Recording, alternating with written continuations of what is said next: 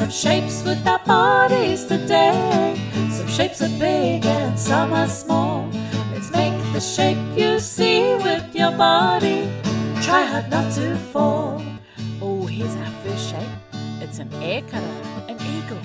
Alright, see if you can hold the shape. We're going to count to rima and try really hard not to fall.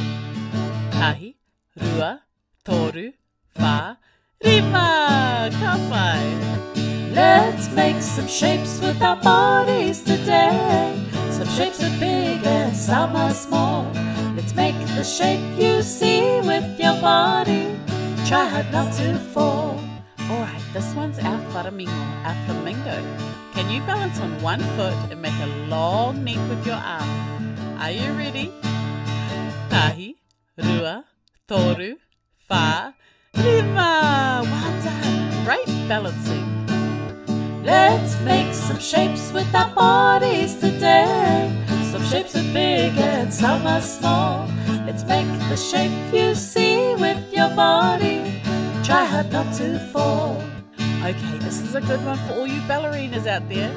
We're going to squat down nice and low for our poraka pose, our frog pose. Tahi, rua, toru, wha, rima. Well done. Alright, here's the last one.